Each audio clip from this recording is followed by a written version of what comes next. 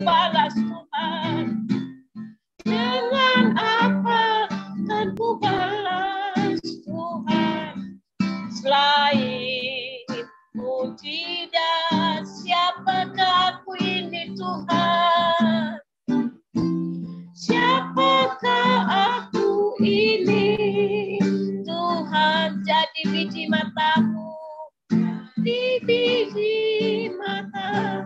Dengan apa kan ku balas Tuhan? Dengan apa kan ku balas Tuhan? Selain puji dan sembah, selain puji dan sekali lagi selain puji dan sembah, puji dan sembah Kau, mari sembah Dia. Haleluya. Terima kasih Tuhan, kasih setiamu besar, ajaib Tuhan. Haleluya.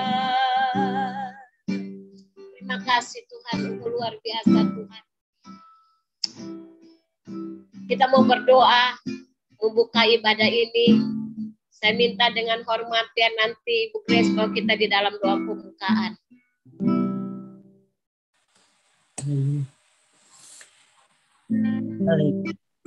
Terima kasih Bapak, terima kasih Tuhan Yesus untuk sore hari ini kembali Bapak manggil setiap kami berkumpul, kami mau bersekutu bersama Tuhan Yesus, kami mau memuji kebesaran-Mu, kami mau memuliakan Engkau, kami mau menerima makanan bagi rohani kami.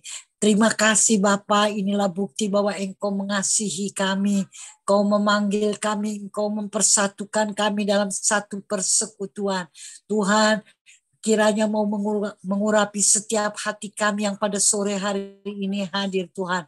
Bahkan hamba-Mu yang akan menjadi saluran berkat. Pak Derikson, Tuhan urapi, Tuhan berkati. Agar setiap perkataan firman yang keluar dari mulutnya penuh dengan kuasa. Menangkap jiwa-jiwa kami. Sehingga benar-benar jiwa kami dipuaskan oleh firman Tuhan. Dan dengan kuat kuasa roh-Mu kami dimampukan untuk menjadi pelaku-pelaku firman.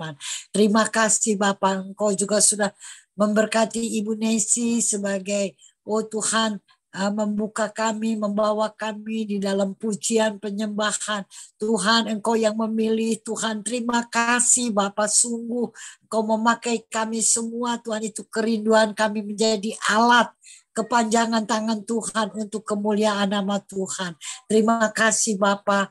Setiap kami yang belum sempat hadir pada sore hari ini Tuhan, biarlah kami semua hadir pada sore hari ini. Dan setiap jaringan-jaringan Tuhan pulihkan dan dijauhkan dari segala yang mau menghambat kami dalam kami beribadah pada sore hari ini. Terima kasih Bapa, terima kasih Tuhan Yesus. Biarlah pada sore hari ini kami buka persekutuan kami, family ministry ini Tuhan, dalam nama Bapa dan Putra dan Roh Kudus, yaitu Tuhan Yesus Kristus. Terima kasih Tuhan, haleluya, amin. Amin. Terima kasih Bu Grace. Mari kita angkat pujian, sungai sukacitamu mengalir pada sore hari ini. Haleluya. Mari kita bersukacita.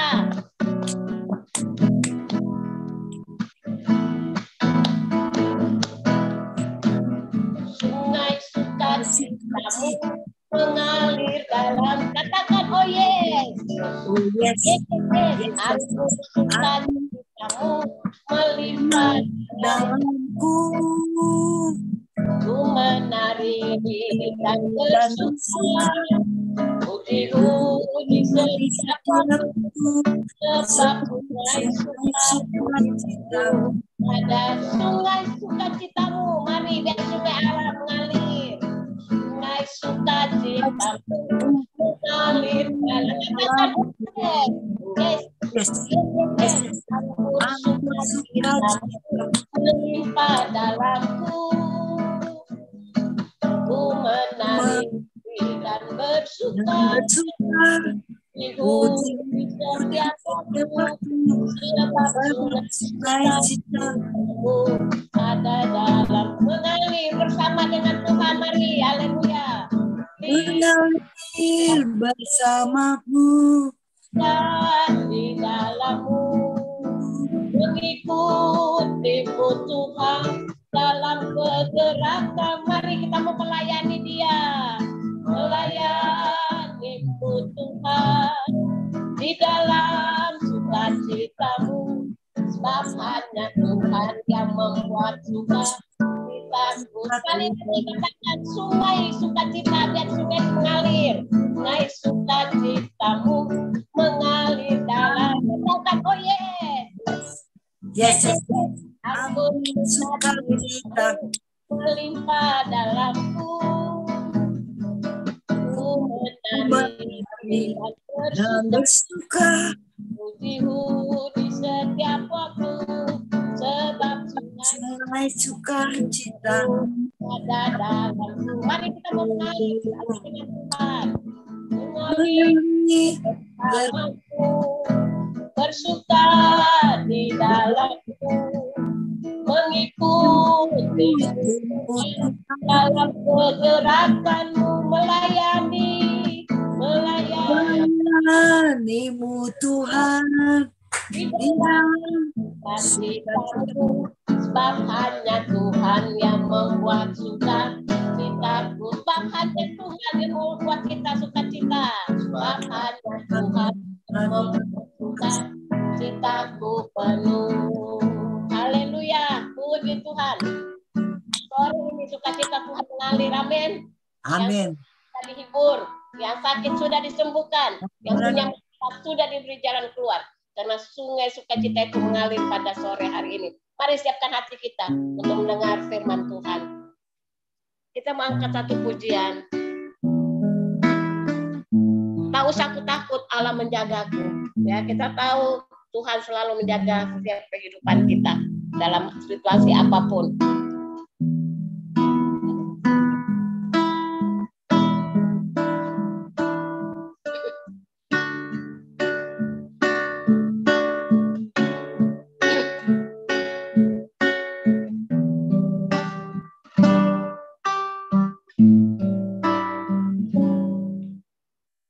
Tak usah ku takut, Allah menjagaku. Tak usah ku bimbang, Yesus pelihara. Amin. Tak usah ku susah, Roh Kudus hiburku. Tak usah ku cemas, Dia memberkatiku. Mari katakan El Shaddai, El Shaddai, Allah Maha Kuasa. Dia besar, Dia besar, Dia besar. El Shaddai mulia. Oh El Shaddai, El Shaddai,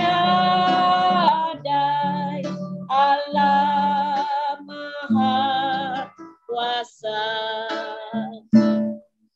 Berkat-Nya melimpah,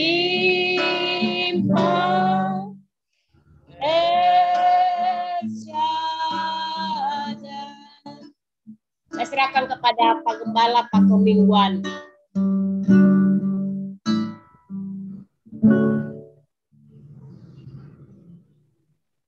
Saya serahkan kepada Pak Kemingguan.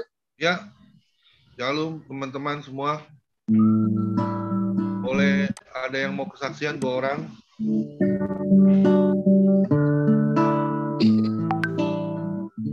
bertanya Pendeta Derekson Sijabat untuk memberitakan kabar sukacita sore ini. Ayo teman-teman, Ibu Depari, ayo kesaksian Bu Depari. Shalom.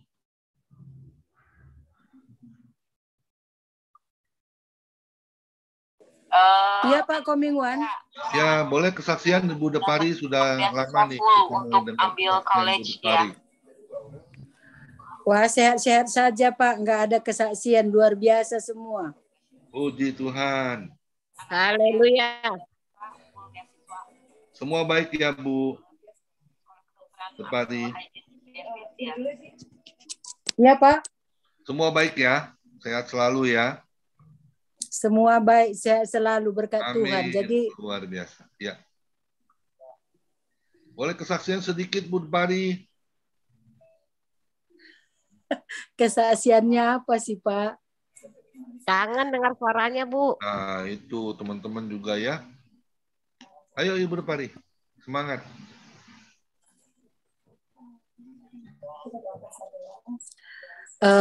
Sebenarnya sih nggak ada kesaksian, cuma ya butuh dukungan doa lah supaya tetap dikuatkan, karena memang kita kadang gitu memiliki suatu perasaan yang kurang baik gitu. Itu semua kan kita harus berdamai dengan hati kita. Jadi perlu juga dukungan doa supaya tetap kuat gitu. Amin. Ya, kita Itu selalu, aja. ya, kita selalu doakan Ibu Depari. Pokoknya kalau yang ada di grup FM, ada yang sudah lama nggak hadir ya, kita ini kangen semua ya. Sampai kita semua doakan, sekalipun nggak hadir, kita tetap doakan. Karena kita adalah kesatuan tubuh Kristus ya. Kita harus saling bergandengan tangan ya, untuk bisa saling tolong-menolong juga ya. Apa ada kabar apa, mungkin ada masalah apa ya, supaya kita bisa bersama-sama berdoa, minta pertolongan dari Tuhan. Dan saya percaya kalau kita sepakat, pasti Tuhan jawab semua doa kita. Amin. Ya. Amin Pak. Terima kasih Ibu Depari, Tuhan berkati ya, sehat selalu. Ini ada siapa lagi nih? Ini Pak Alexander Pandi nih. Udah lama nggak kesaksian nih, Pak Alexander Pandi, gimana kabarnya?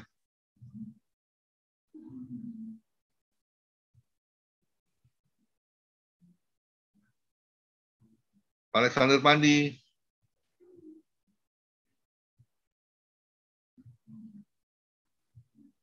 Ada lagi teman-teman mungkin yang mau kesaksian?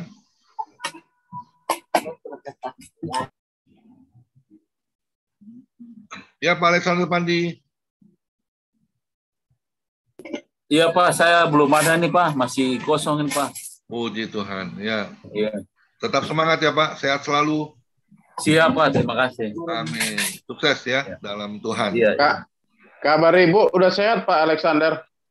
Sudah Bu, sudah Pak, Pendeta. Puji Tuhan ya, sudah kembali semua ya ke Manado ya. Iya. Makasih Bu, Pak Alexander Pandi. Ada lagi yang mau kesaksian? Mungkin Pak Anfal atau Pak Sijabat? Shalom. Ya. Tapi untuk sebagai sharing firman Tuhan ada hubungan juga, karena kita hidup dalam kasih atau di dalam kisah fiktif seperti yang dialami oleh Timotius. Di firman Tuhan pada hari ini tertulis dalam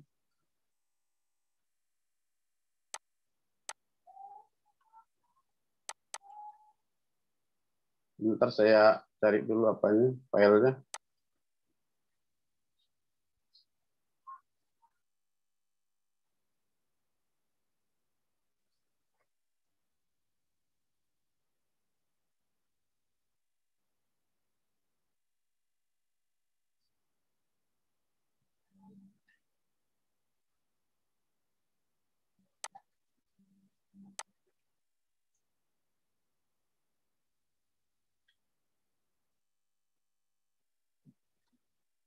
Ya, ini dia, hidup dalam kasih karunia atau kisah fiktif ya.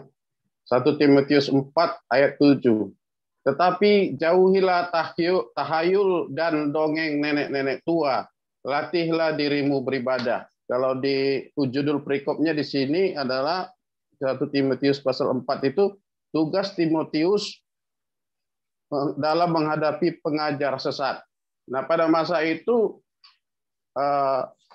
Timotius ini masih berusia sekitar antara 20 sampai 22 tahun, ya. Menurut perkiraan daripada ahli teologi, ya. Dia masih muda dan dia harus menggantikan Paulus untuk memberitakan Injil, dan ini Timotius ini adalah anak rohaninya pada saat menjelang akhir hidupnya. Nah, untuk membuat membuat kokoh pelayanan daripada Timotius menghadapi orang-orang yang ada di dalam pelayanannya, maka secara keras kalau 1 Timotius, 2 Timotius kita lihat sangat keras itu pengajaran Paulus khusus untuk Timotius, karena orang Yahudi juga itu, kalau kami orang Batak hampir sama.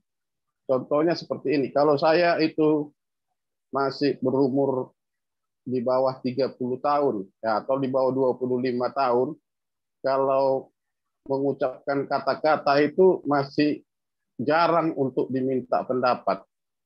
Apalagi kalau berkhotbah, apalagi kalau menginjili, gitu loh. Makanya ada istilahnya orang-orang tua kampung, istilah seperti itu. Jadi kalau 25 ke bawah itu seumur Timotius itu belum begitu diakui kata-katanya. Karena masih dikatakan belum berpengalaman lah, belum makan garam lah, segala macam. Nah, ini juga yang dihadapi oleh Timotius, dan Paulus tahu bahwa inilah yang akan dihadapi Timotius, sehingga melanjutkan seperti khotbah Bapak Pendeta Komingguan, Paulus ini ingin supaya Timotius itu NATO, ya. Artinya jangan NATO, maksud saya bukan jadi NATO, jangan jadi NATO. Tapi action, ya, dari action itulah orang mengenal bahwa Timotius itu benar-benar orang yang sudah ada dalam kasih karunia. Ya, kalau di pasal 1 kita lihat bahwa anakku yang kukasihi dalam kasih karunia Allah, artinya Timotius ini sudah lahir baru dan sudah siap untuk melayani Tuhan.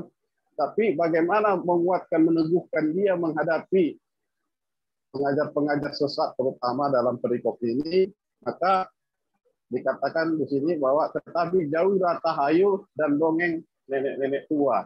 Kemudian kita lihat bahwa arti tahayul itu, ya, arti tahayul menurut Kamus Besar Bahasa Indonesia sesuatu yang hanya ada dalam hayal belaka. Dan kedua, kepercayaan kepada sesuatu yang dianggap ada atau sakti, tapi sebenarnya tidak ada atau tidak sakti. Ya, jadi tahayul ini bisa dikatakan seperti mitos, ya, hanya berdasarkan khayalan gitu. Misalnya seperti kalau saya ingat waktu kecil, anak-anak perempuan kalau makan jangan di pintu rumah, nanti nggak dapat jodoh. Kalau nyapu rumah jangan malam-malam, nanti rezeki hilang. Kira-kira seperti itulah arti tahayul itu. Itu berdasarkan khayalan, imajinasi manusia supaya orang bisa berubah, supaya orang bisa terpengaruh dengan khayalan itu, dengan yang dikarang-karang seperti itulah. Nah, kemudian kepercayaan kepada sesuatu yang dianggap ada atau sakti. Nah, jadi kalau ziarah, kalau orang Batak dulu sebelum mengenal Kristen atau yang sekarang juga belum mengenal Tuhan, itu langsung dibilang itu apa kesukaan daripada opungnya dulu, kakeknya itu selalu dibilang coba kasih itu sirih dari opungmu, karena opungmu biasanya jangan kita tinggalkan kuburan ini sebelum permisi sama opung, sebelum permisi sama nenek, dan opung doli atau kakek kasih rokoknya, hidupkan rokoknya. Nah, nanti kalau habis itu berarti itu opungmu menikmati rokok itu dan menikmati sirih yang kau berikan itu. Ada juga yang kebiasaannya makan roti, itu roti dibawa ke kuburan. Nah, jadi hal-hal dari imajinasi, dari hayalan-hayalan itu, itulah yang harus dijauhi oleh Timotius. Karena ada banyak orang yang dihadapinya di situ, pengajar-pengajar sesat yang tentang hayalan-hayalan seperti itu. Kemudian dongeng.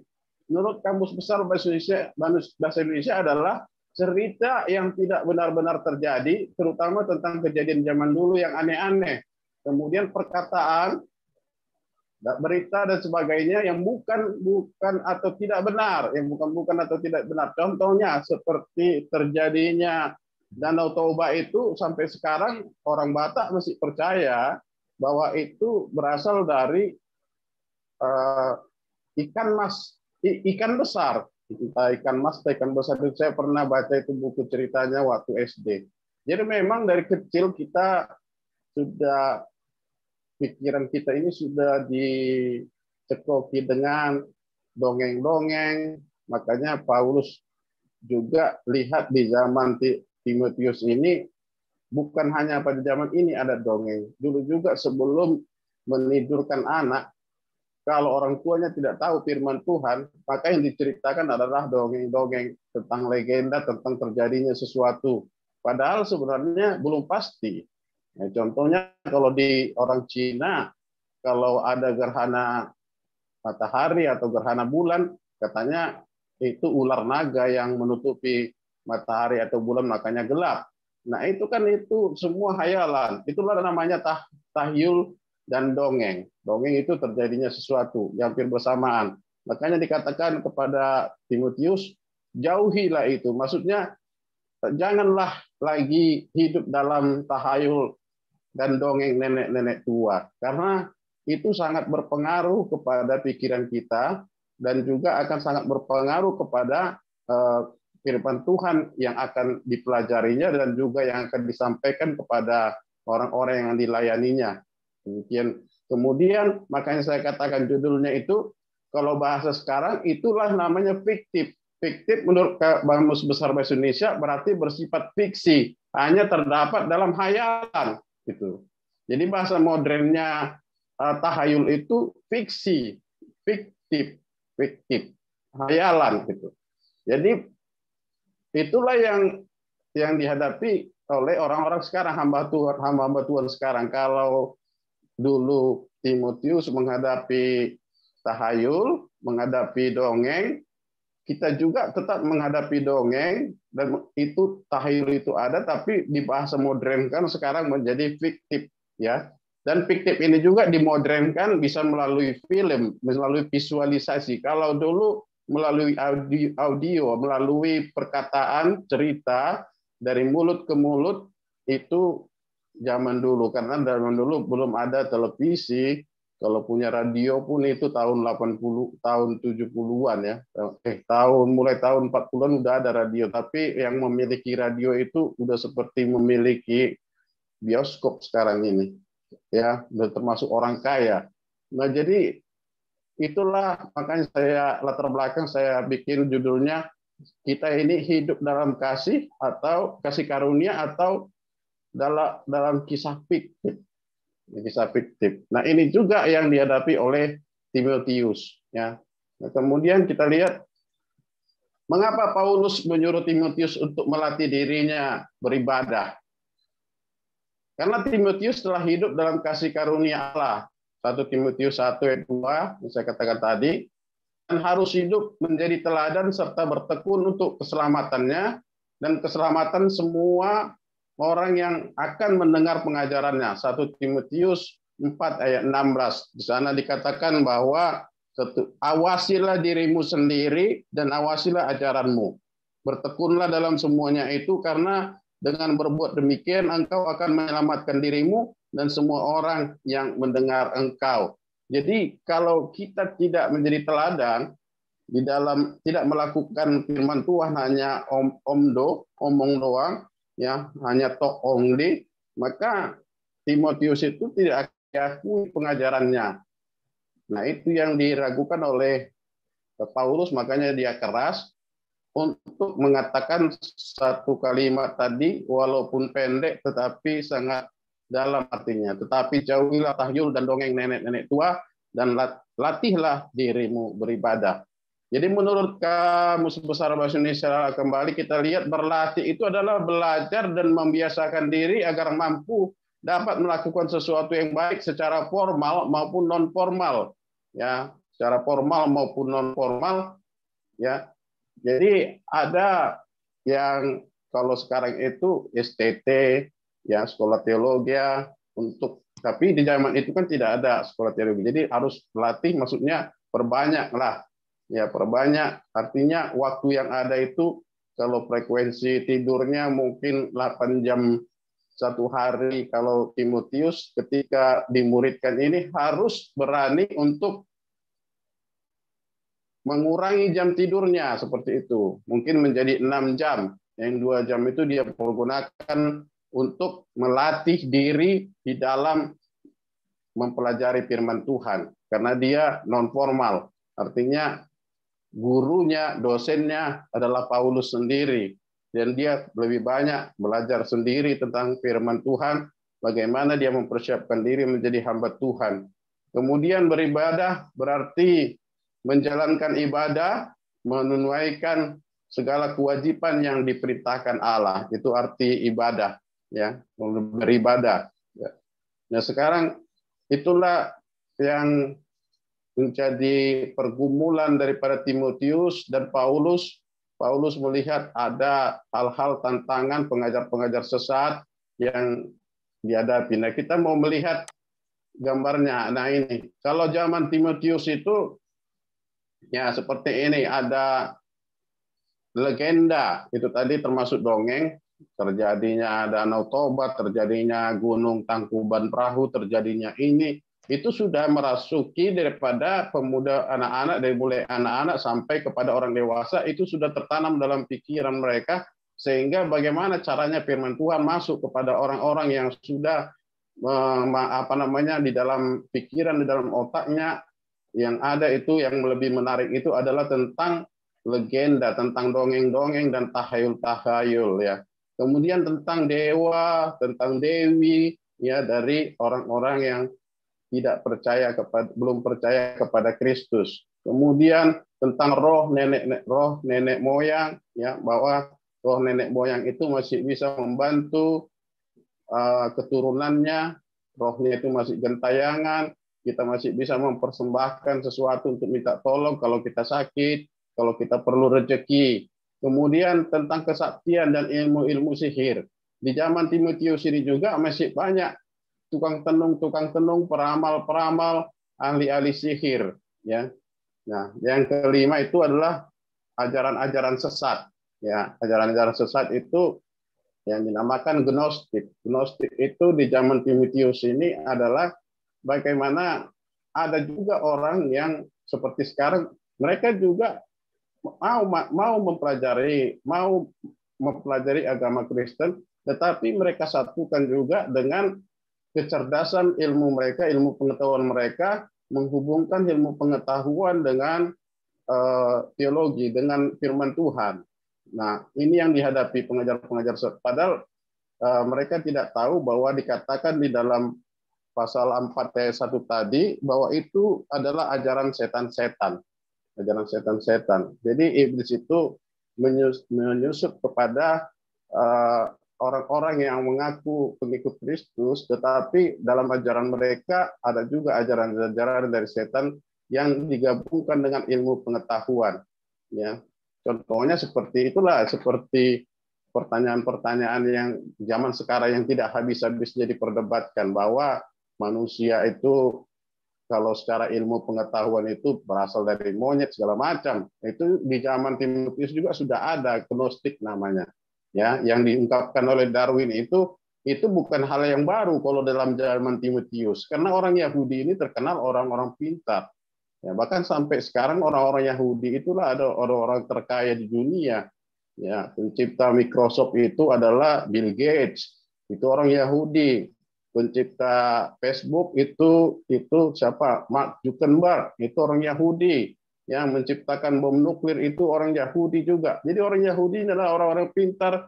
Jadi sangat susah ditaklukkan dengan firman Tuhan. Karena di dalam pikiran mereka itu kecerdasan itu sangat luar biasa. Sementara Timotius yang muda ini harus melayani dalam usia muda. Nah, saya tidak mau perpanjang kepada tentang hal itu karena itu mungkin sudah saudara pelajari. Nah, sekarang kita lihat zaman sekarang. Kita adalah Timotius zaman sekarang. Nah, yang dialami oleh Timotius itu masih tetap ada sampai sekarang. Legenda itu tetap ada di dalam pikiran kita dari mulai anak-anak. Tentang dewa-dewi, saya sering dulu baca komik waktu SD. Kebetulan di perkebunan, bapak saya kerja di perkebunan, ada perpustakaan. Jadi kami bebas meminjam buku. Saya suka itu dengan cerita Bharatayuda, Mahabharata, ya, yang mengajarkan tentang dewa Krishna, tentang dewi, tentang semuanya itu. Yang minimnya malah yang mengajar tentang firman Tuhan. Orang tua juga minim mengajarkan firman Tuhan. Firman Tuhan hanya sekali seminggu waktu sekolah minggu di gereja. Jadi lebih banyak di pikiran saya sendiri secara pribadi dari mulai kecil itu adalah legenda, dewa-dewi, dongeng-dongeng, kemudian roh nenek moyang juga seperti itu. Ya seperti saya pernah saksikan kalau kami makan itu terlebih dahulu itu dipersembahkan dulu kepada opung, kepada yang sudah meninggal. Ya, pernah itu saya ceritakan di sini atau di mana itu. Kami udah gembira ke tempat amang boru saya. Amang boru saya sekarang udah meninggal. Ini aja oleh orang tua saya. Yuk kita ke rumah amang borumu waktu tahun baruan. Nah, ketika kalau kita ke tempat amang boru atau itu namanya paman kita, kakaknya bapak saya, maka amang boru saya itu langsung potong ayam. Itu mau sampai 2 atau 3 ekor. Nah, kami itu anak-anak yang kecil, yang SD itu udah langsung mengintai itu, udah bagi-bagi sama saya pahanya nanti, sama saya sayapnya, sama saya ininya, sama saya ininya. Nah, untuk tidak mengganggu maka ibu saya dan juga namburu saya, bibi saya langsung katakan kalian di luar dulu main-main.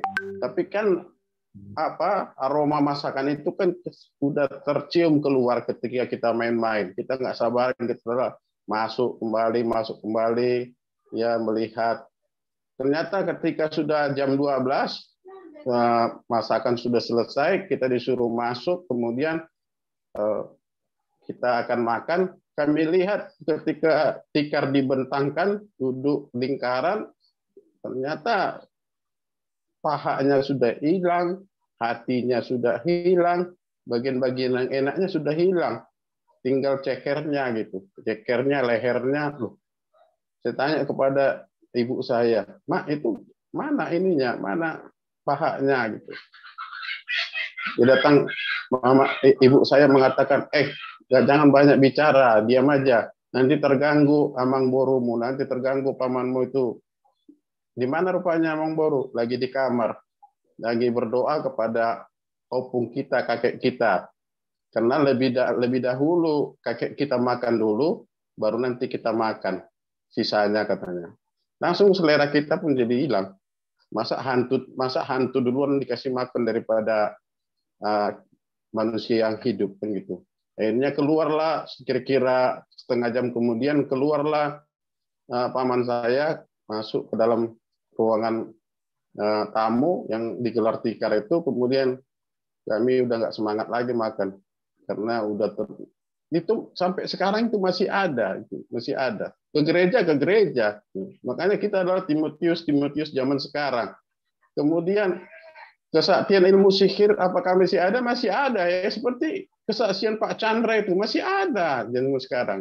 Kalau kita buka rumah makan dan rumah makan itu ada berdepan-depanan, pasti itu akan terpancing bagaimana rumah makan yang satu itu bisa hancur.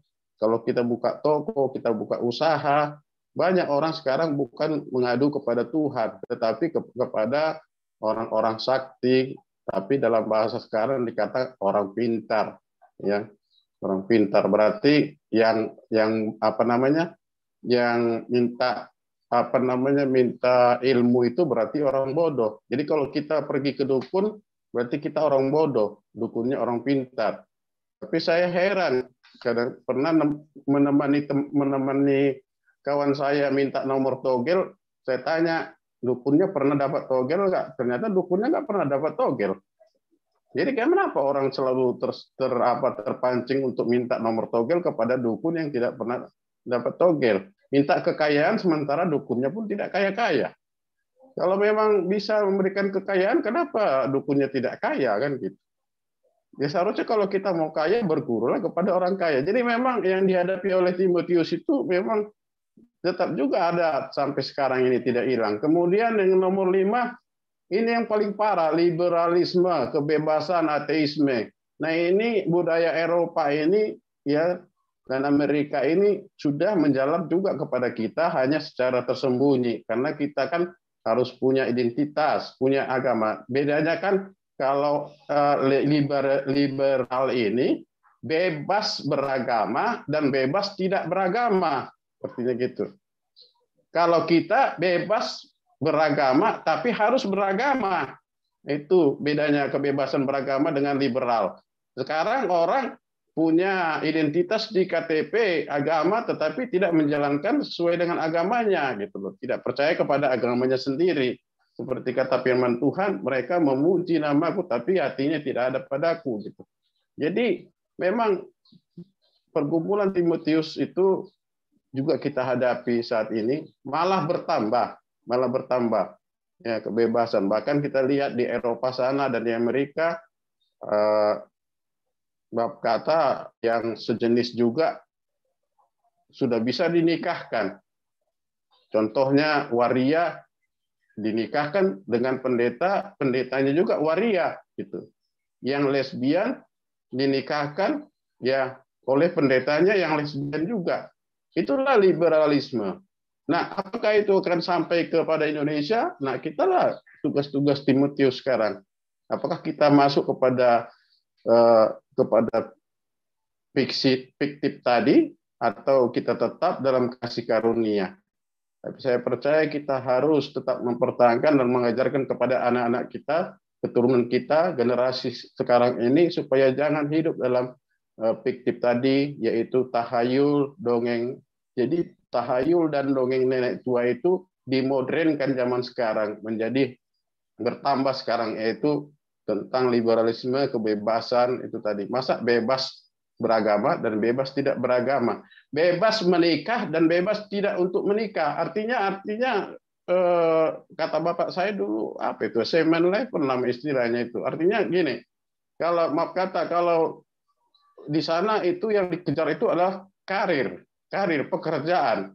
Jadi kalau seorang wanita itu maaf kata kalau dia sedang butuh seorang pria, ya hanya cinta satu malam, makanya udah ada lagu dangdut cinta satu malam. Ya, habis itu mereka tidak ada hubungan lagi. Itu di daerah Eropa. Apakah di Indonesia akan terjadi seperti itu? Nah, itulah tugas kita Timotius zaman sekarang. Kemudian kecerdasan, imajinasi, ya, itu dalam film-film, dalam sinetron, ya kaum ibu, bahkan sama ibu-ibu pendeta, ibu-ibu hamba Tuhan pun sekarang terjerat dalam sinetron-sinetron yang bersambung-sambung sampai tukang bubur naik haji yang ke berapa, udah sampai episode berapa sekarang nggak tamat-tamat. Ya, semua hayalan, semua serba hayalan.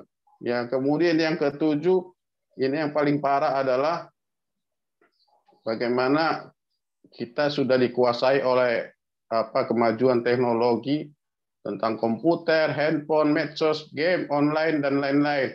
Apakah itu salah? Tidak. Itu bisa membantu kita dalam pelayanan, dalam pekerjaan kita, dan memang harus kita lakukan ya karena itu sangat membantu dan mempercepat pekerjaan kita. Tetapi karena disalahgunakan sehingga orang terlarut dan tidak tertarik lagi kepada firman Tuhan, kepada keselamatan, kepada kasih karunia, sehingga orang hidup di luar kasih karunia, hidup dalam keadaan hayalan, yaitu yang fiktif gitu. Ya kita lihat banyak sekali orang yang ini udah jam sinetronnya ini udah jam kalau bagi anak-anak muda itu suka nonton film-film perang, film-film hayalan yang diciptakan oleh orang-orang barat yang begitu pintar, padahal sebenarnya itu adalah hayalan, lebih tertarik menonton film daripada firman Tuhan.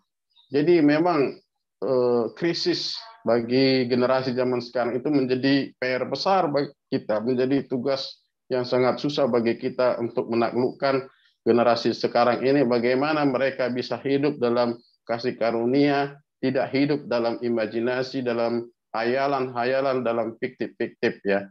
Mereka sekarang hidup dalam fiktif. Kemudian ada tentang narkoba ya.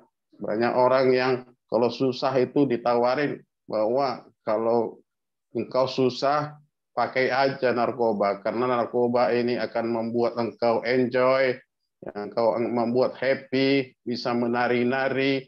Nah, ini yang ditawarkan oleh entah bagaimana caranya, pokoknya semakin banyak yang ditangkap. Saya lihat di televisi setiap hari ada yang ditangkap, di semua provinsi ada ditangkap, tapi tetap juga masih banyak yang masuk.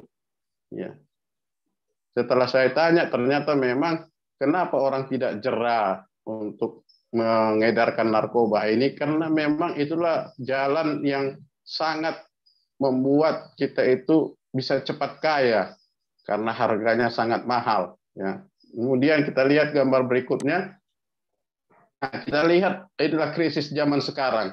Nah, bagaimana kita melihat keadaan sekarang ini? Kita bagaimana cara kita, kalau kita Timotius pada zaman ini, kita lihat orang-orang anak-anak seperti ini sudah main game online, ya lebih tertarik kepada HP, ya tidak lagi kepada pelajarannya. Bahkan yang gambar ketiga ini masih balita udah megang HP Android, ya baru ini kecanduan televisi. Ya, bagaimana kita menghadapi hal ini? Jadi tantangan Timotius itu tidak hilang, tapi makin bertambah dengan di zaman ini, dengan yang kita hadapi sekarang ini. Inilah yang kita hadapi.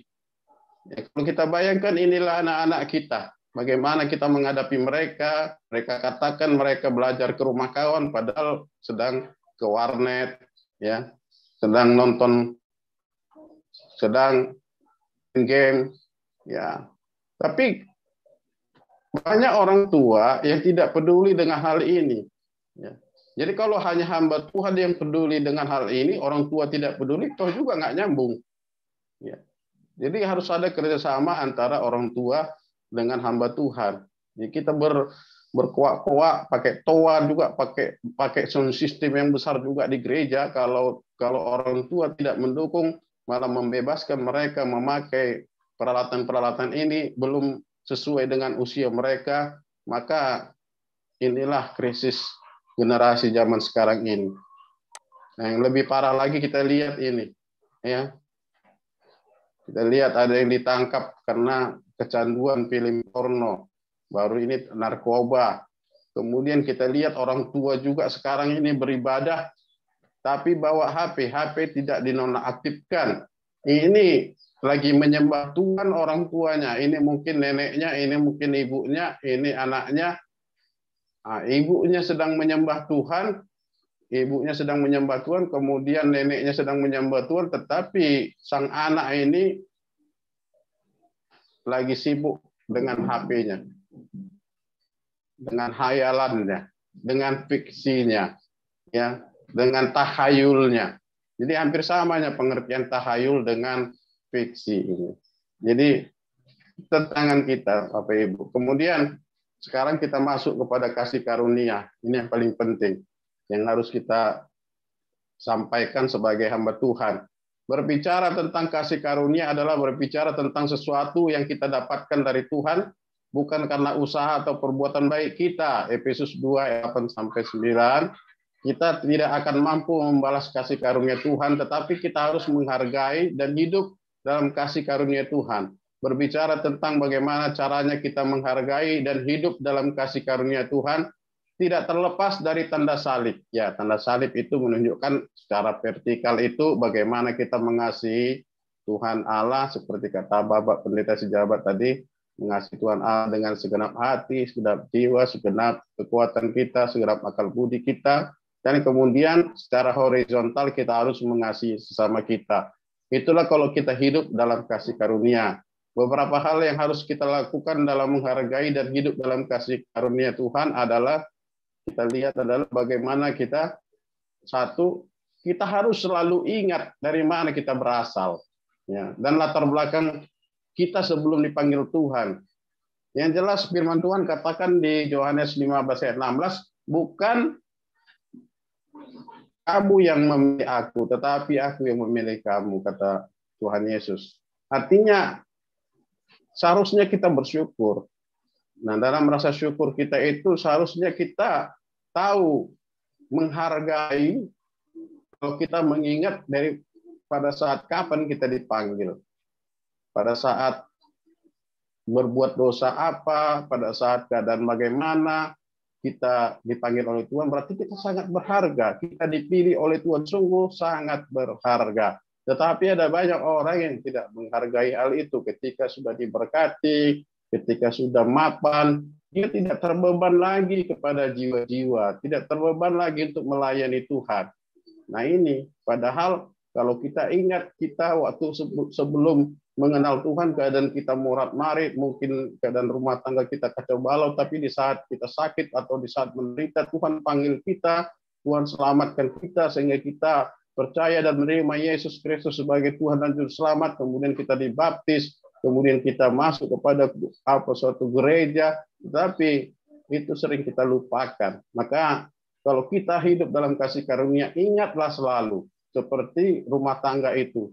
Kalau saya pernah dengar ada rumah tangga yang berantem, mengadu kepada bapak saya supaya mereka didamaikan. Bapak saya selalu mengatakan, gampangnya itu kalau kalian mau rukun kembali rumah tangganya. Bagaimana, Pung? Ya gini, ingat aja di mana kalian pertama bertemu, di mana kalian mengungkapkan cinta pertama kalian. Ingatlah keindahan itu. Pasti kalian akan menjadi luluh kembali emosi kalian kalau kalian mengingat kesan pertama di mana kalian jatuh cinta. Kita juga seperti itu. Kalau kita hidup dalam kasih karunia Allah, kita harus selalu ingat pada saat kapan kita dipanggil oleh Tuhan. Kalau Tuhan nggak panggil kita, mungkin kita udah jadi sampah saat ini. Kita sudah jadi, mungkin udah is dead, ya, mati dalam kesia-siaan. Tapi karena baiknya Tuhan, kita masuk kepada kasih karunia Allah, kita menerima Yesus Kristus sebagai Tuhan dan Juru Selamat. Nah, sekarang kita harus menghargai kasih karunia itu kalau kita hidup dalam kasih karunia Allah. Kemudian yang kedua, memiliki hati yang tahu bersyukur dan berterima kasih. Ibrani 13 ayat 15, sebab itu marilah kita oleh Dia senantiasa mempersembahkan korban syukur kepada Allah, yaitu ucapan bibir yang memuliakan namanya.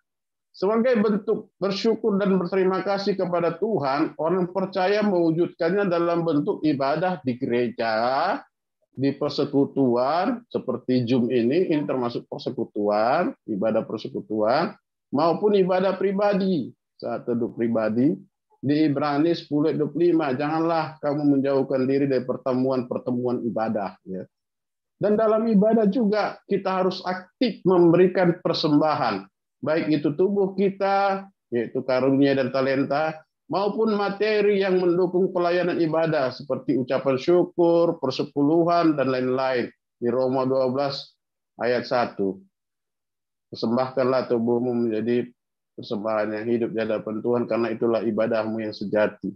Ya, dengan apa kita bisa mempersembahkan hidup kita ketika kita sudah masuk di dalam kasih karunia Tuhan? Kita harus menghargai keselamatan yang sudah Tuhan karuniakan kepada kita, kasih karunia Tuhan. Dengan apa? Apa yang bisa kita berikan? Jangan kita sayang-sayang dengan apa yang Tuhan berikan. Karena semua itu kan titipan daripada Tuhan kepada kita. Memang ya benar, kita yang bekerja keras, kita yang berusaha, kita yang menjadi pengusaha, mungkin saudara menjadi pengusaha yang sukses. Tapi kalau Tuhan tidak memberkati, ya, dalam firman Tuhan dikatakan ada banyak rancangan di hati manusia, tetapi keputusan tetap di tangan Tuhan. Kalau Tuhan putuskan tidak berhasil, tidak berhasil. Tapi Kalau Tuhan izinkan berhasil, adakah kita ingat untuk memberikan yang terbaik? Dalam setiap gereja, dalam setiap persekutuan, dalam setiap ibadah, adakah kita ingat untuk menghargai? Kalau saya katakan membalas, kita tidak bisa membalas kebaikan Tuhan. Kita tidak bisa membalas pengorbanan Tuhan di kayu salib, tetapi menghargai. Makanya ada ibadah di gereja, di persekutuan, ya, dalam arisan-arisan juga diadakan ibadah sebagai bentuk ucapan syukur bahwa Yesus sudah menyelamatkan kita, sudah menebus dosa-dosa kita, bahkan sudah memberkati kita. Makanya saya heran kalau ada pendeta yang katakan bahwa zaman sekarang ini tidak lagi, dalam perjanjian baru ini tidak lagi diperlukan persepuluhan. Salah. Kenapa kita meniadakan firman Tuhan? Firman Tuhan sudah jelas-jelas katakan di Maliaki 3 ayat 10 bahwa bawalah persembahan persepuluhan ke rumahku supaya ada persediaan di rumahku. Artinya begini, kalau persepuluhan, kalau artinya 9/10 diberikan kepada kita itu sebenarnya sudah luar biasa, sudah lebih dari cukup. Tapi ada, karena Tuhan menghargai kita, Tuhan sangat menghargai kita, itulah Tuhan kasihnya kepada kita. 1/10 itu Tuhan percayakan kepada kita untuk kita bawa ke rumah Tuhan, kepada hamba Tuhan, kepada rumah Tuhan. Kalau di persekutuan kepada hamba Tuhan, yang kepada pengurus persekutuan tersebut, kepada persekutuan tersebut. Siapa sih kita? Bisa saja Tuhan langsung aja kasih yang 1/10 itu langsung ke gereja. Ya, kirimkan malaikat Gabriel, malaikat Mikael, langsung ngirim 1/10 itu. Tapi tidak, Tuhan tetap menitipkan 1/10 itu melalui gaji kita, melalui pendapatan kita, baik itu hitungan hari, baik hitungan minggu. Saya selalu ajarkan kepada jemaat itu, 1/10 itu tidak harus bulanan. 1/10 itu bisa harian, karena dia mungkin kerja harian. Dan itu bukan kata saya bilang, itu firman Tuhan. Tuhan yang katakan, dan Tuhan yang janji kepada umatnya, kepada kita. Ujilah aku, apakah aku tidak membukakan tingkap-tingkap langit untuk memberkati engkau? Ujilah aku, Tuhan katakan, bukan saya. Maka kalau ada hamba Tuhan yang katakan, nggak perlu lagi memberikan persepuluhan zaman ini, ya sudah. Berarti kita lebih jago daripada Tuhan, lebih jago daripada Nabi Maliaki. Bapak Ibu, siapa sih kita bisa meniadakan firman Tuhan? Kalau kita mau diberkati, ya kita harus lakukan firman Tuhan gitu. Sedangkan pengamen di jalan kita berikan, pengamen di rumah makan kita berikan sumbangan kita. Masa kita dalam persekutuan, di dalam ibadah, di dalam gereja, kita tidak memberikan persembahan. Padahal yang kita hadapi adalah Tuhan kita yang sudah menyelamatkan kita. Bukan Tuhan memerlukan uang kita, tetapi rasa terima kasih kita, rasa syukur kita, ya. Dulu juga kalau Tuhan tuntut kita seperti dulu, mungkin kita tidak mampu. Tuhan dulu paling rendah itu burung merpati. Yang mampu domba-domba. Dan yang lebih mampu lagi, lembu. Harus dipersembahkan hanya untuk persembahan. Dan juga apalagi kalau kita melakukan dosa. Kita harus minta pengampunan, tetapi harus ada korban. Bagaimana kalau Tuhan menuntut kita seperti itu? Ini saya lihat tentang persembahan ini, saya sangat miris melihat persembahan ini. Kalau saya pengalaman sebagai gembala. Kalau dulu saya penginjil, tapi ketika saya jadi gembala, baru saya melihat ternyata jadi gembala itu memang sangat harus seperti Timotius ini, harus sangat keras gitu loh. Karena kalau 3 kali kita buat persembahan yang harga 10.000 itu akan ditukarkan di warung. Saya diam-diam mengamati. Yang 10.000 itu ditukarkan ke warung menjadi harga 2.000-an. Kemudian sekali kolekte 2.000 kali 3, 6.000. Maka ketika saya ke Jakarta, saya ditegur sama ada pendeta di Depok, pendeta GPI di Depok sana, dekat tempat Pak Manik.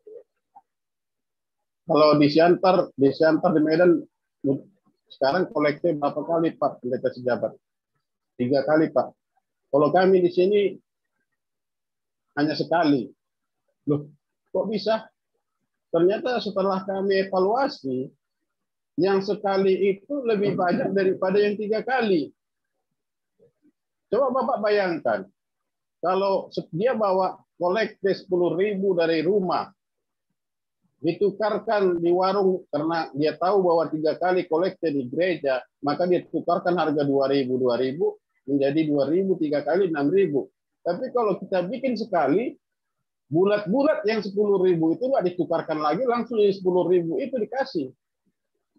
Apalagi kalau yang membawa dari rumah 50.000 atau 100.000. Nah, saya terbuka-bukaan di sini karena kita semua hamba Tuhan. Nah, kita juga harus keras dalam hal ini. Bagaimana kita berterima kasih kepada Tuhan? Paulus bisa keras mengajar Timotius, kita juga harus bisa mengajar generasi ini bagaimana berterima kasih kepada Tuhan kalau kita sudah hidup dalam kasih karunia. Supaya kita tidak terbawa kepada hayalan-hayalan, tip-tip, ya film-film, game-game. Kita harus kerja keras. Ya, kerja keras. Makanya sangat berat itu tantangan bagi kita. Ya. Jadi kemudian dalam kalau persembahan ini saya lihat bahwa kita itu harus aktif lah. Aktif. Seperti persekutuan ini juga. Saya kalau ada 20.000, 40.000, 30.000, saya akan kirim kepada rekening diakonia. Karena saya banyak diberkati melalui ibadah ini. Jadi kenapa kita tapi bukan di sini. Saya sendiri, ini saya pribadi, saya rasakan. Saya merasa tidak layak, saya tidak memberikan persembahan kepada diakonia. Sementara saya sudah banyak diberkati melalui firman Tuhan. Dalam hati saya merasa berdosa. Karena kita mengundang pengkhotbah, kita undang, ya. Tapi kita nggak kasih PK. Ya, memang mereka nggak perlu itu karena ini ibadah Zoom. Tapi saya juga merasa berdosa. Ya paling tidak, ya udahlah.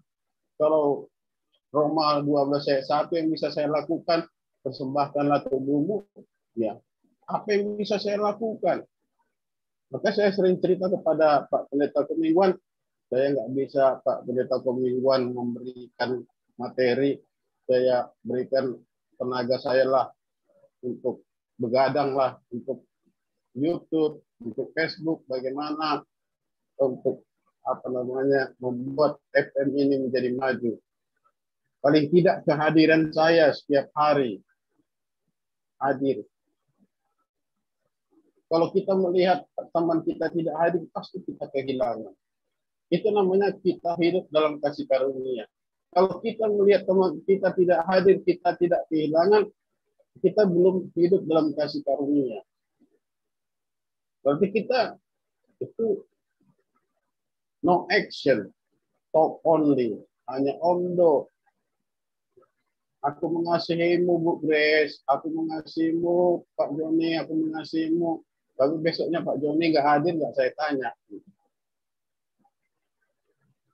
Itu hanya omong doang. Sama dengan persembahan tadi. Saya merasa diberkati dengan firman Tuhan. Setiap hari saya diberkati. Tapi nggak ada yang bisa saya lakukan. Ya. Paling sedikit dengan kehadiran saya. Kehadiran saya, ya saya sedikit bisa main musik dengan talenta seperti yang dikatakan firman Tuhan tadi. Persembahkanlah tubuhmu. Ya, dengan talenta. Ya. Maka saya senang di FM ini, siapa saja yang disuruh siap. Doa syafaat siap. WL siap. Ini yang membuat kita bertahan. Dan yang terakhir adalah ini tadi kita harus perlu, ya. Tuhan katakan bahwa bawalah persembahan, bukan hanya persembahan persepuluhan, supaya ada perbendaharaan di rumahku. Tuhan berkati kita semuanya melalui firman Tuhan, melalui usaha kita, apalagi Pak Gembala kita, Pak Pomingguan, Pak Pendeta Hendra Winata, dan semua kita saling mendoakan, kita diberkati, ada perubahan-perubahan kita rasakan, ada kesembuhan yang kita rasakan. Masa kita tidak bisa memberi? Memang di kalangan hamba-hamba Tuhan Sinode saya, memang saya terkenal orang yang terlalu keras ngomong. Tapi mohon maaf kalau ada yang tersinggung, berarti Roh Kudus bekerja dalam hidup kita. Jadi kalau ada yang tersinggung, ya saya mohon maaf, tapi saya percaya Roh Kudus bekerja. Paling tidak kehadiran kita, Bapak Ibu. Ketika saya melihat misalnya 5 orang, akan ada, itu otomatis ada rasa lemah. Makanya ketika hari Minggu yang lalu, saya nggak bisa ikut karena saya melayani firman Tuhan. Sambil melayani firman Tuhan, saya merekam. Sambil melayani Tuhan, saya merekam. Ya, saya lihat nggak ada pula yang WL, nggak ada yang WL. Bagaimana ini? Pak Joni berusaha mengutak-atik HP untuk memutar lagu, suaranya nggak kedengaran.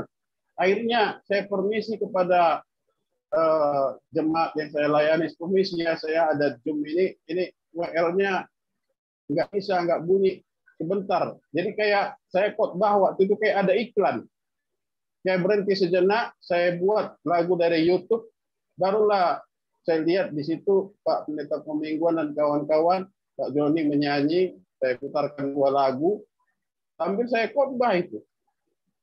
Kenapa sih kita untuk kehadiran kita saja, padahal kita sudah diberkati oleh Tuhan itu.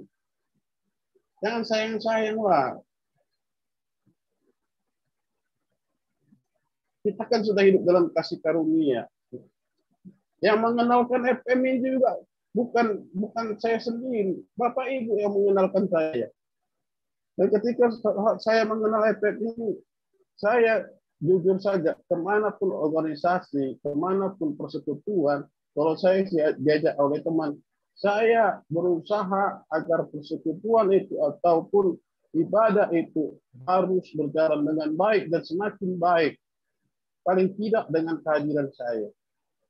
Ya kalau Tuhan berkati saya dengan materi, pasti saya kirim ke diakonnya. Dan itu tidak perlu saya tanya lagi gitu loh. Ya udah yang sudah saya berikan mau diapakan oleh Pak Gembala, silakan. Silakan, saya nggak perlu tanya kemana dibuat, kemana nggak dibuat. Dan juga saya, makanya kami di gereja tidak terapkan itu di depan gereja itu kolekte kita bulan ini sekian, persepuluhan sekian. Itu tidak ada itu. Karena itu bagi kami itu akan menunjukkan bahwa udah kita berikan, kita tanya lagi gitu. Jadi ketika kita hidup dalam kasih karunia, marilah kita menjadi Timotius di zaman ini. Kita hidupkan kembali. Ya. Kalau kita memang harus dibenci orang karena perkataan kita, tapi untuk kebenaran, ya masalah. Kalau saudara benci kepada saya, berarti Roh Kudus masih bekerja gitu. Ya biar aja. Orang, saya selalu katakan itu di sekolah juga ketika saya mengajar seperti itu, kalau ada rapat guru, Jangankan guru, kalau kepala sekolahnya salah saya tegur. Ya nanti mungkin sehari ini dia benci, tapi kalau saya benar, suatu saat dia pasti akan merasakan kebenaran itu. Jadi kita jangan jadi orang-orang yang penakut. Belajar dan belajar Tuhan, mempersembahkan kehadiran kita, persembahkanlah tubuh menjadi persembahan yang hidup. Itulah ibadah yang sejati. Rasa terima kasih kita tidak bisa membalas kebaikan Tuhan. Dengan apa yang bisa kita berikan? Ya. Kita tempat penitipan Tuhan. Hanya untuk menyalurkan saja kita berat. Gitu. Mohon maaf kepada Pak Nikolas. Kalau Pak Nikolas sekarang punya mobil Fortuner, baru nanti mau ini. Itu wajar itu. Tapi ingat, kita itu di mana? Kasih karunia. Mana lebih baik? Gonta-ganti mobil atau memperhatikan orang-orang yang berkekurangan yang tidak makan. Gitu. Apalagi ada persekutuan kita. Apakah persekutuan ini hanya sambil lewat saja? Kita tidak merasa saling memiliki satu sama lain? Kita biarkan gembala, bagaimana gembala ya, mencari pengkhotbah. Ya. Maka saya tawarkan kepada Pak Gembala, udah Pak, saya bikin itunya, undangannya. Bukan saya memuji diri saya sebagai contoh. Sebagai contoh untuk yang lain, banyak sebenarnya yang lebih hebat daripada saya di Jun ini. Tapi jangan saya ini jadinya menanggapi NATO ini, menanggapi kok Bapak Pendeta Kemingguan. Kita jangan no action, only. Kita hanya bicara, actionnya nggak ada. Ya mohon maaf lah ini kelamaan. Kalaupun saudara marah, kalaupun Pak Gembala mengeluarkan saya dari FM ini setelah saya khotbah, nggak apa-apa lah. Yang penting kebenaran sudah saya sampaikan. Kalau kita hanya dalam fiktif aja, dalam persekutuan ini, dalam fiktif nggak ada action, apa gunanya gitu loh. Kita selalu katakan Tuhan berkati, Tuhan berkati. Saya lihat setiap selesai acara Pak Pendeta Kemingguan itu selalu menyebutkan satu persatu. Kadang-kadang saya mau menangis gitu, mau menangis. Nggak ada orang tua saya saja nggak pernah mendoakan seperti itu kepada saya gitu loh. Tapi kok saya nggak tahu berterima kasih gitu. Maka saya berdoa kepada Tuhan, Tuhan berikan saya sesuatu yang bisa saya persembahkan untuk Zoom Family Ministry Tuhan. Jangan saya hanya menerima berkat-berkat. Dan saya mengaminkan hanya karena saya segan. Siapa Pak Pendeta Kemingguan bagi saya? Saya nggak pernah jumpa Pak Pendeta Kemingguan, tapi dia selalu mendoakan saya, mendoakan anak saya, mendoakan istri saya. Ya kalau kita talk only, no action, itukah kita hidup dalam kasih karunia?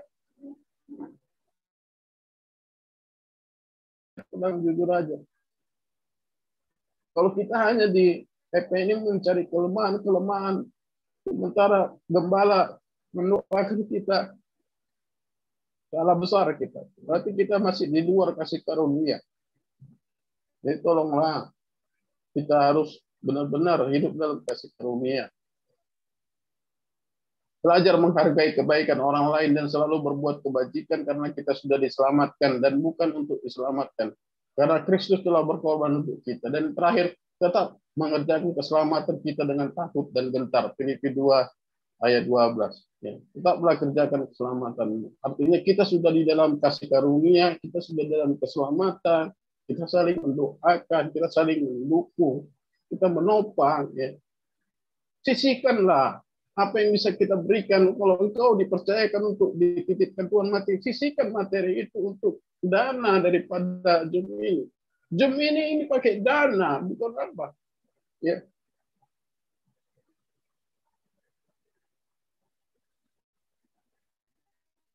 Jadi saya, betul-betul saya kalau mengingat itu saya sedih. Bagaimana Ibu Messi, semuanya kita Ibu Grace mendoakan saya, kalau Saudara menyebutkan nama saya, karena orang tua saya sudah nggak ada lagi.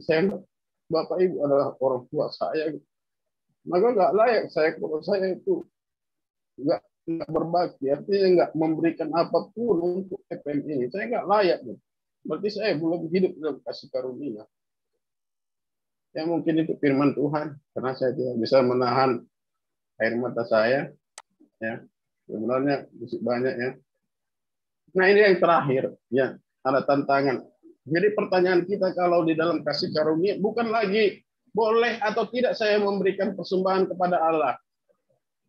Itu pertanyaan anak-anak, Bapak Ibu. Kalau saya udah hidup dalam kasih karunia, apalagi saya sudah hamba Tuhan, saya tanya, boleh atau tidak saya memberikan persembahan kepada Allah? Ya bisa aja saya bilang nggak boleh, karena uang saya. Saya mencari. Uang itu milik saya. Tapi pertanyaannya itu yang kita lupa adalah layak atau tidak layakkah saya tidak memberikan persembahan kepada Allah yang sudah memberikan karunia-Nya, keselamatannya, berkatnya kepada saya. Layak atau tidak layak? Jelas tidak layak. Saya tidak layak di dalam persekutuan yang memberkati saya. Saya tidak memberikan persembahan apapun. Kehadiran saya, materi saya, doa saya. Padahal saya sudah diberkati, padahal saya sudah didoakan, saya sudah dalam keselamatan, dalam kasih karunia, tapi tidak ada yang bisa saya berikan. Saya berdosa. Kalau boleh atau tidak, pertanyaannya jelas. Pertanyaannya, bisa saya katakan tidak boleh, karena itu uang saya. Saya mencari, itu gaji saya. Apa urusannya dengan family ministry? Itu pertanyaannya orang yang di luar kasih karunia. Tapi kalau orang yang di dalam kasih karunia pasti bertanya, layakkah atau tidak saya tidak memberikan persembahan? Sementara tiap hari saya diberkati dengan firman Tuhan, tiap hari saya didoakan. Apakah terus-terusan saya menjadi NATO? No action, no only. Nggak ada yang saya bisa persembahkan. Kehadiran saya pun seperti kapal selam, timbul tenggelam.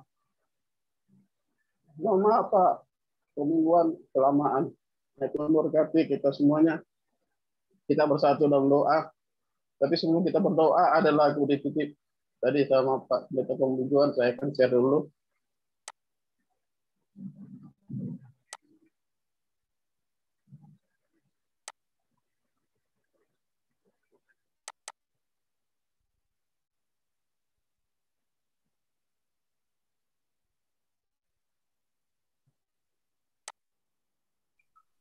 Ya, terima kasih untuk hambanya, Bapak Pendeta Derikson Sijabat ya. Sungguh luar biasa ya. Memang kita ini semua sudah dipilih oleh Tuhan ya, bukan hanya terpanggil ya. Cobalah kita bisa berbagi ya mengenai kasih karunia ya. Karena jujur ya, kita ini kan sudah diberkati oleh Tuhan. Hendaklah kita menjadi berkat. Ada satu kesaksian yang saya teringat ketika ada satu pasang suami istri. Suaminya itu sedang sakit. Tiba-tiba dia anfal, dia nggak sadar diri. Ketika itu rohnya diangkat oleh Tuhan. Dan ada satu malaikat yang berkata kepada suami itu, jika ada satu orang atau dua orang yang mendoakan engkau, maka engkau akan diberi kesempatan lagi oleh Tuhan untuk bisa kembali ke dunia dan hidup. Wah, dengan sombongnya sang suami itu ya, dia berkata, aduh, cuma satu dua orang itu pasti ada, karena saya punya karyawan itu ratusan. Pasti banyak yang mendoakan saya. Tapi apa yang terjadi? Kesempatan itu cuma diberi sama Tuhan 3 hari. Kalau tidak ada yang mendoakan satu atau dua orang, maka dia tidak akan kembali lagi ke dunia. Apa yang terjadi? Istrinya itu, waduh, luar biasa melayani Tuhan. Bahkan dia banyak berbagi tanpa sepengetahuan suaminya. Dan apa yang terjadi?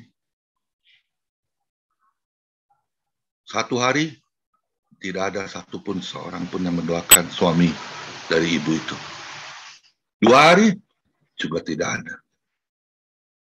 Hari yang ketiga yang terakhir, detik-detik yang terakhir, dari 24 jam kembali menjadi 15 jam, terus karena waktu berjalan terus ya, akhirnya tinggal 5 jam dan 3 jam, 1 jam, setengah jam. Betapa sedihnya suami itu ya. Dia sudah tidak bisa menawar-nawar lagi dengan malaikat surga.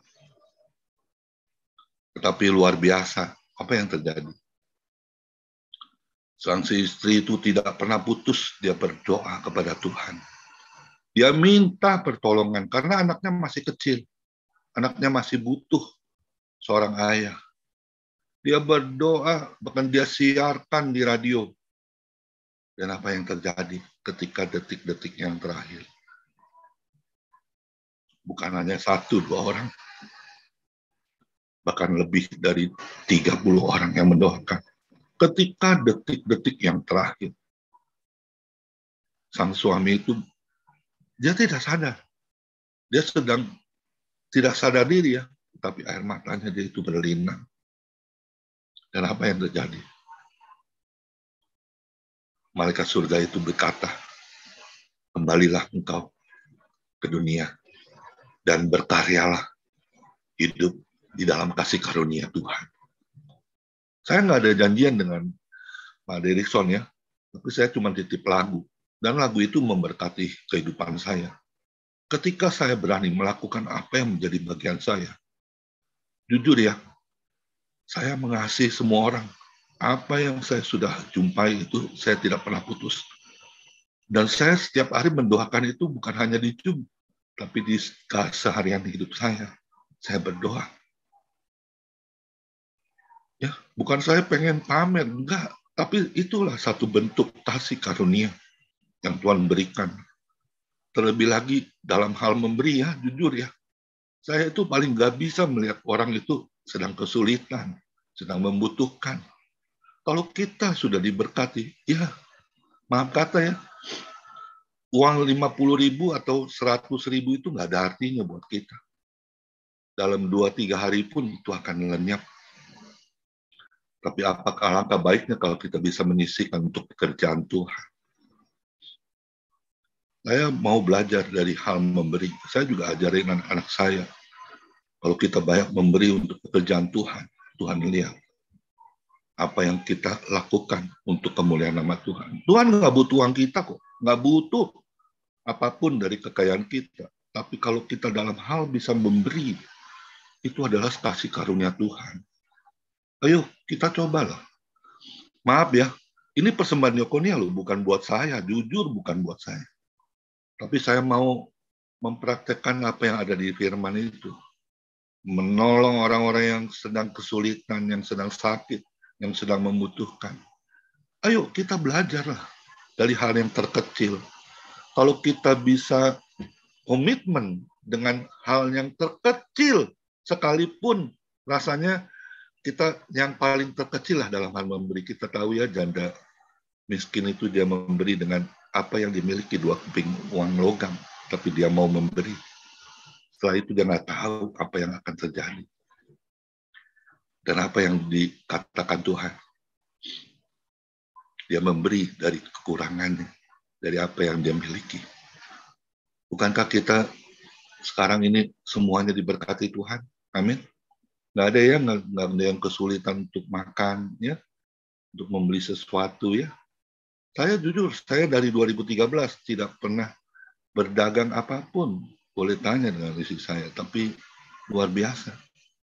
Itu Tuhan bisa cukupkan semuanya dan bahkan limpahkan damai, sejahtera, sukacita di dalam kehidupan saya. Dan nggak ada yang kebetulan saya bisa dengan Pak Hendra bisa buka Zoom ini untuk memberkati kita semua loh yang hadir. Ayo, setialah dalam perkara kecil. Ya, maaf ya, saya nggak minta uang 1% juga, tapi cobalah kita memberi untuk pekerjaan Tuhan. Ya, indah loh kalau kita bisa memberi di dalam pekerjaan Tuhan. Seperti dengan, maaf nih, jujur saya buka kartu ya, Alexander Pandi saya nggak minta untuk bisa membukakan link Zoom ini, dan dia mau memberi dari apa yang dia bisa beri. Ya, ayo cobalah kita bisa melakukan apa yang menjadi bagian kita untuk memberkati pekerjaan Tuhan. Amin. Ya, kita orang sendiri ini semua. Jadi nggak ada hal-hal yang bisa menutupi ya. Memang di dalam hal memberi itu rasanya kuping kita nggak enak ya. Tapi cobalah kita memberi dari hal yang terkecil yang kita miliki. Ya. Dan saya percaya firman hari ini sungguh membuka wawasan untuk kita lebih lagi mengenal kasih karunia Tuhan. Amin. Memang semua saya tahu sudah bergereja masing-masing, ada di tempatnya, di gereja apa. Cobalah kita memberi dari apa yang kita bisa lakukan. Bukan untuk persembahan kolektor, nggak ada kolektor di sini. Nggak ada perpuluhan di family. Tapi persembahan diakonia untuk menolong oma-oma, janda-janda miskin, orang-orang yang tersisihkan ya di penjara ya. Mungkin suatu saat kita akan pergi berkunjung untuk memberkati mereka. Amin. Itu aja yang saya bisa bagikan ya. Hari ini terima kasih buat Pak Derison Sijabat ya. Saya juga kalau mengenai kasih karunia itu saya selalu bisa meneteskan air mata ya, karena ini yang saya rasakan ya dalam kehidupan saya. Saya mau terus berbagi untuk pekerjaan Tuhan. Bukan karena saya pengen pamer, enggak sama sekali. Saya kehidupannya boleh nanti sesekali kalau sudah nggak pandemi ya, boleh berkunjung ke gereja saya ya. Kita bisa bersilaturahmi, bisa berbagi satu dengan yang lainnya, kita saling bisa berdoa ya, supaya kita bisa tetap dalam perlindungan Tuhan. Amin. Ya, itu aja. Tuhan Yesus memberkati.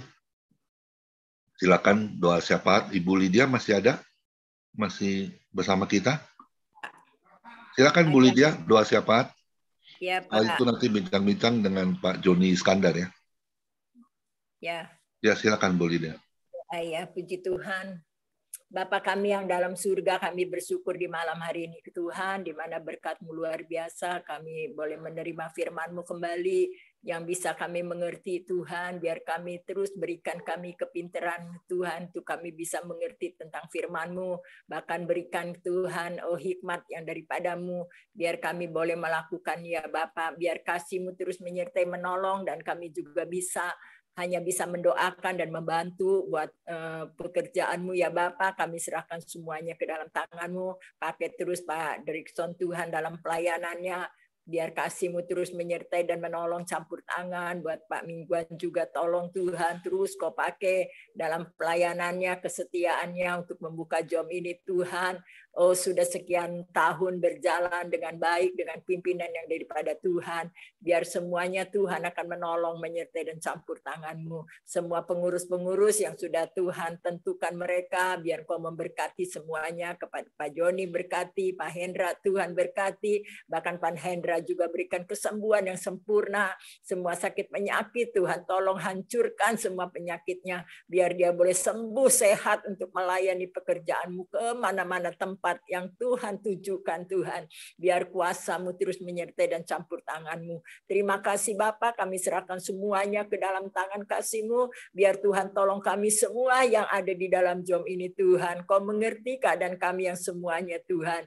Yang di dalam apapun masalah-masalah yang kami hadapi Tuhan tolong, Tuhan jamah, dan Tuhan memberikan kesembuhan yang sakit, yang di dalam kekurangan Tuhan buka jalan, apapun yang mereka perlukan Tuhan tolong semuanya. Terima kasih Bapa, kami serahkan semua ke dalam tangan kasih-Mu, biar tangan Tuhan terus menolong, menyertai dan campur tangan-Mu. Terima kasih Bapa, kami serahkan semua doa dan permohonan kami, bincang-bincang sebentar juga Tuhan tolong, biar kami sama-sama boleh mendapat berkat yang daripada Tuhan. Terima kasih Bapa, kami serahkan semuanya ke dalam tangan kasih-Mu. Biar kuasa Tuhan terus menyertai dan campur tangan-Mu. Terima kasih, berkati semua keluarga kami. Tuhan, tolong selamatkan semua keluarga kami yang masih belum percaya Tuhan. Biar Tuhan buka jalan semuanya. Biar mereka boleh datang, boleh percaya kepada Tuhan. Terima kasih Bapak, kami serahkan semua ke dalam tangan-Mu. Bangsa negara kami, buat Bapak Presiden, Wakil, Kabinet Pusat, sampai daerah, Tuhan tolong semuanya. Biar mereka bekerja sama Tuhan, bahkan mereka boleh ditolong Tuhan, disertai, dicampur tangan Tuhan. Terima kasih Bapak buat di daerah-daerah yang kami tinggal masing-masing, Tuhan tolong semuanya. Terima kasih Bapak, inilah doa kami, permohonan kami, segala puji, hormat, syukur, kebesaran, kemuliaan hanya bagi nama Tuhan. Di dalam nama Yesus kami sudah berdoa. Haleluya. Amin. Mari kita angkat kedua tangan kita menerima berkat yang datangnya dari Tuhan Yesus. Tuhan memberkati engkau dan Tuhan melindungi engkau. Tuhan menyinari engkau dengan wajah-Nya dan memberi engkau kasih karunia. Dan Tuhan menghadapkan wajah-Nya kepada kita semua yang hadir, memberi damai sejahtera. Diberkatilah kesehatanmu, diberkatilah keluargamu, diberkatilah pekerjaanmu, dan diberkatilah pelayananmu. Sampai Tuhan Yesus datang di awan-awan yang permai menjemput kita, orang-orang yang saleh dan setia. Sama-sama kita katakan, amin. Tuhan Yesus memberkati kita semua. Silakan Pak Joni. Ya, terima kasih Pak Gembala. Shalom Bapak Ibu yang dikasihi Tuhan. Pertama, saya ucapkan terima kasih kepada Pak Derikson Sijabat yang sudah memberkati kita dengan firman hari ini. Saya percaya semuanya kita sudah diberkati oleh Tuhan. Juga kepada Ibu Lydia yang sudah menyampaikan doa syafaat. Bapak Ibu yang dikasihi, seperti biasa, pada akhir acara kita adalah bincang-bincang. Saya harapkan di dalam acara bincang-bincang ini, semua pertanyaan atau sharing bisa sesuai dengan tema hari ini. Yang sudah disampaikan tadi, yaitu hidup dalam kasih atau dalam kasih fiktif. Ya. Jadi, tolong disesuaikan dengan temanya. Kemudian juga tadi terakhir, Pendeta Derikson Sijabat juga sudah menyampaikan 2 pertanyaan. Mungkin nanti kalau ada yang bisa jawab, silakan. Pertanyaan yang pertama adalah pertanyaan kepada diri kita sendiri. Ya. Apakah kita sudah menerima kasih karunia dari Allah? Yang pertama ya. Yang kedua, kalau kita sudah menerima kasih karunia dari Allah itu, apakah boleh kita membalas kasih karunia Allah itu dalam bentuk persembahan? Persembahan yang kita sudah adakan saat ini adalah persembahan diakonia, karena di grup kita tidak ada recording stopped maupun perpuluhan ya. Jadi semua bentuk kasih kita kepada sesama kita bisa kita tujukan kepada persembahan diakonia. Mungkin itu saja pengalaman dari saya. Kita akan segera masuk aja ke dalam